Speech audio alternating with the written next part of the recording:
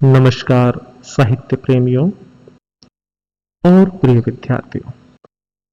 आज जय जय कृष्ण चैनल में हम राम भक्ति काव्य और कृष्ण भक्ति काव्य की तुलना करेंगे।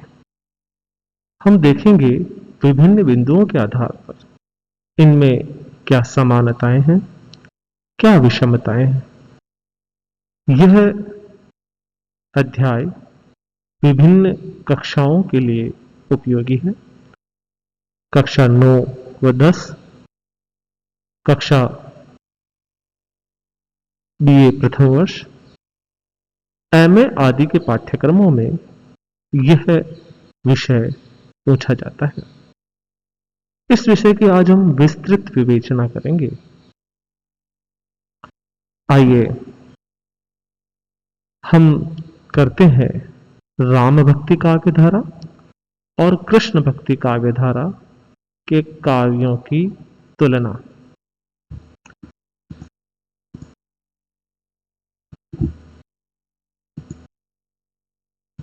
देखिए, सबसे पहले हम बात करते हैं राम काव्य और कृष्ण काव्य।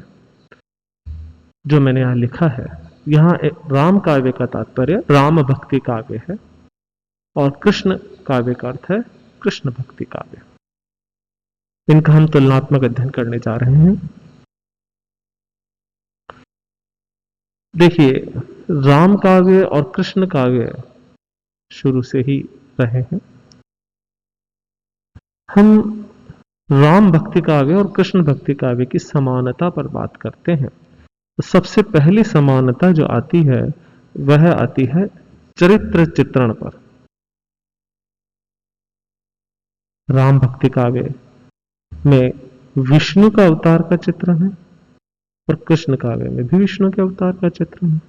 दोनों ही विष्णु के अवतार हैं, तो यह समानता है। अब चरित्र में ही वैषम्य क्या है, क्या विषमता है? देखिए, इसमें विषमता है कि राम के चरित्र का वर्णन है, ये कृष्ण के चरित्र का वर्णन है। अब हम बात करते हैं भक्ति के रूपों के बारे में। तो समानता क्या है कि दोनों ही भक्ति के नवधा रूपों को मान्यता देते हैं, ये इनकी समानता है। और विषमता क्या है कि भक्ति के 9 रूपों में से दास और सेव्य भाव की अधिकता राम काव्य में, जबकि कृष्ण काव्य में सख्य प्रेम भाव की अधिकता है। साम्य पर चर्चा करते हैं राम और कृष्ण की।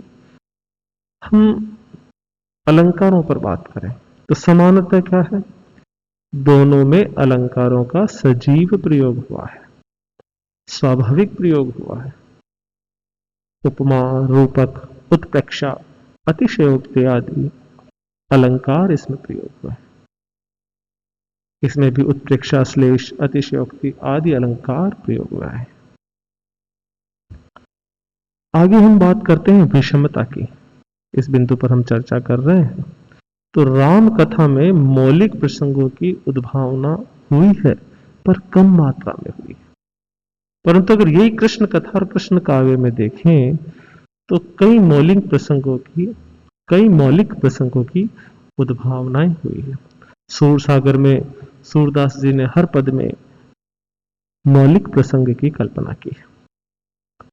राम कथा में जो पुराने प्रचलित प्रसंग है, उसके साथ साथ मौलिक प्रसंग भी रचे गए हैं, पर कम मात्रा में रचे गए हैं। आइए हम समानता देखें। हम समानता और विषमता एक एक करके देखते जाएंगे। इससे हमें एक सही दृष्टि मिलेगी काव्य को देखने की। देखिए, यहां पर सभी तरह की रसों की सृष्टि हो सकती है। राम वीर भी थे, धीर भी थे। तो राम जो नायक है वो धीरोदात्त नायक है, और राम कथा एक विस्तृत जीवन कथा है, जीवन गाथा है। इसमें सभी रसों की सृष्टि संभव है। इसी प्रकार कृष्ण चरित्र के भी विभिन्न रूप देखने को मिलते हैं, और यह भी जीवन गाथा है। तो यहां पर भी विभिन्न रसों की सृष्टि की जा सकती है।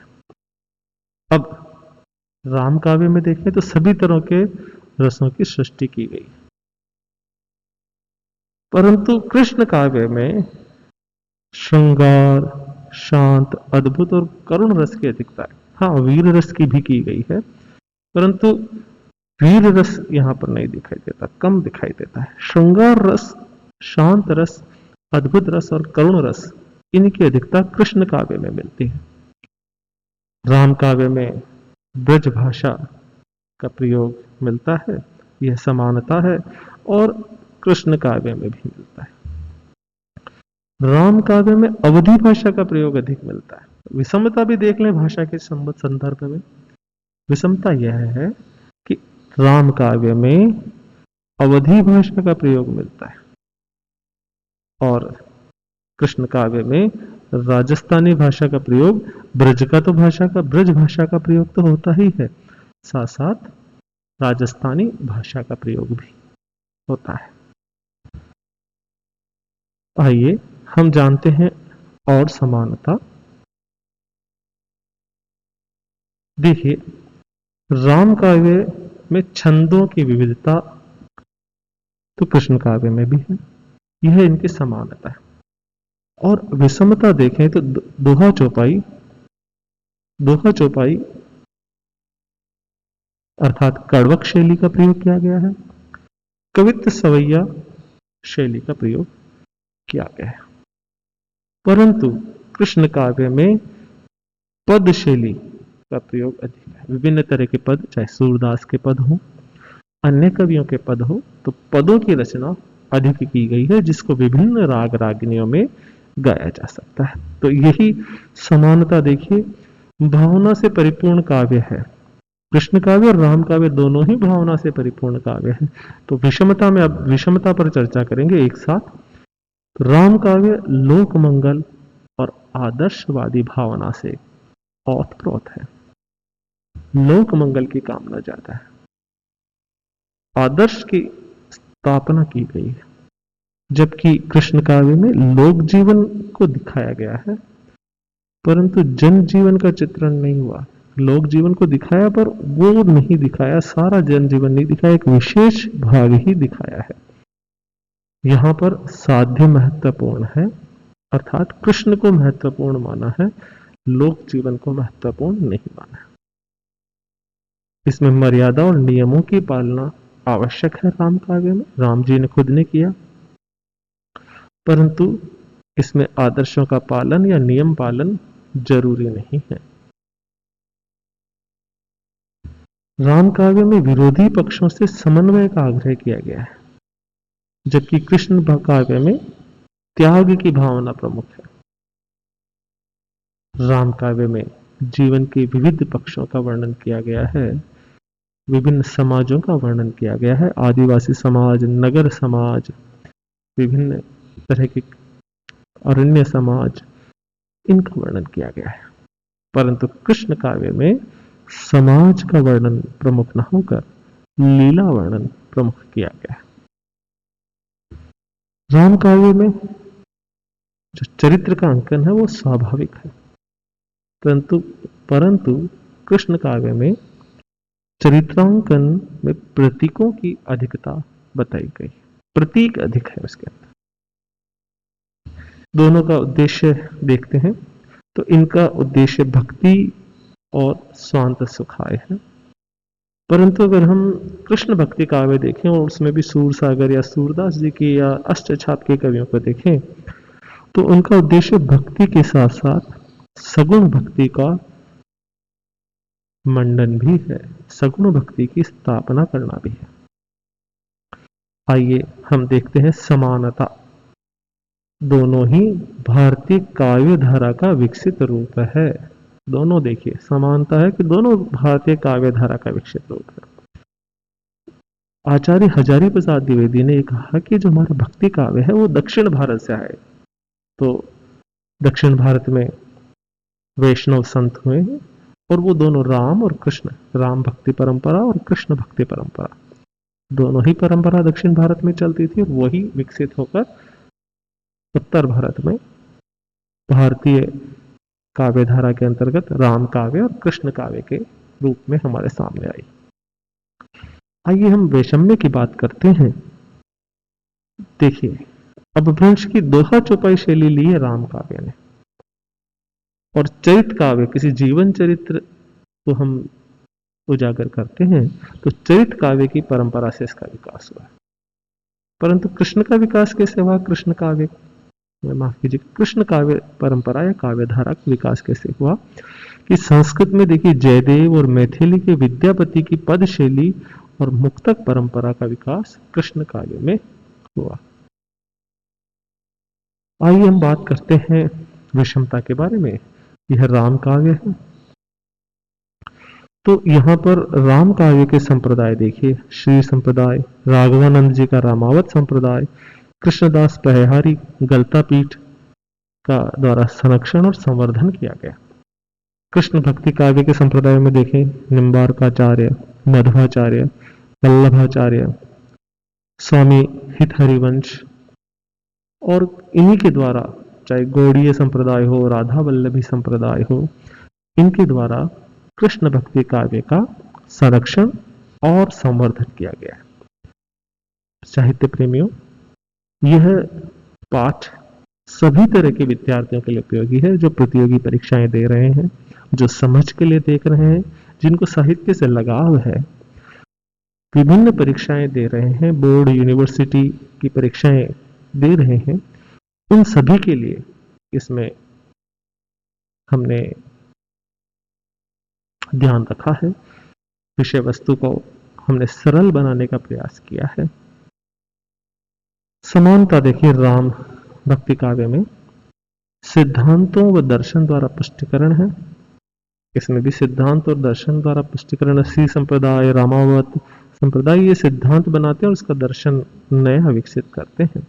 इसी तरह से कृष्ण भक्ति काव्य के दर्शन भी विकसित हुए हैं। चाहे अवतारवाद ले लो, विषमता देखिए, राम भक्ति काव्य अवतारवाद, विशिष्टाद्वैत, अद्वैत आदि दार्शनिक मान्यताएं रखता है, जबकि कृष्ण भक्ति काव्य धारा में शुद्धाद्वैत, अचिंत्य भेदाभेद, पुष्टि भक्ति आदि दार्शनिक मान्यताएं रखते हैं। यह मैं जानकारी के लिए बता दूं, पुष्टि भक्ति वल्लभाचार्य जी द्वारा है, अचिंत्य भेदाभेद गौड़ीय संप्रदाय के चैतन्य महाप्रभु के द्वारा रचित है।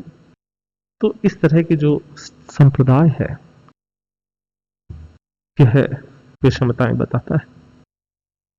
प्रमुख कवि में विषमता होगी, दोनों भक्ति काव्य के कवि अलग अलग हैं। आइए हम जानते हैं। तो प्रमुख कवि और रचनाएं देखते हैं और उनमें विषमता और समानता देखते हैं। तो राम भक्ति काव्य पर चर्चा करते हैं। तुलसीदास जी, जिन्होंने रामचरितमानस, कवितावली, दोहावली, विनय पत्रिका, रामलला नहचु, जानकी मंगल, पार्वती मंगल, बरवे रामायण आदि रचनाएं की। नाभादास, यह भी प्रमुख कवि है, और यह जो रचनाएं मैं आपको बता रहा हूं, ये विभिन्न प्रतियोगी परीक्षाओं में पूछी जाती है।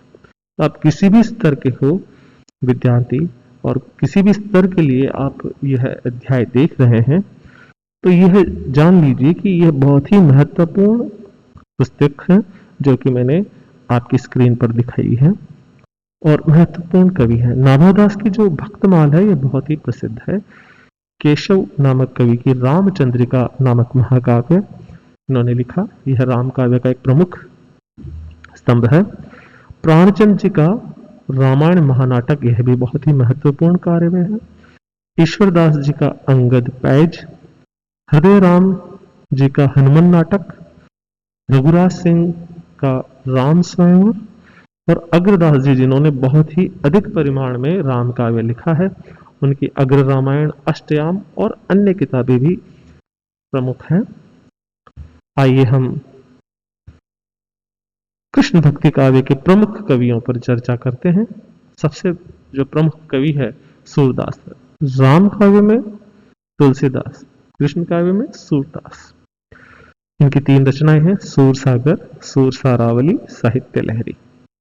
नंददास जी अन्य महत्वपूर्ण कवि के रूप में भरकर सामने आते हैं। रस मंजरी, भंवर गीत, रास पंचाध्यायी आदि इनकी रचनाएं हैं।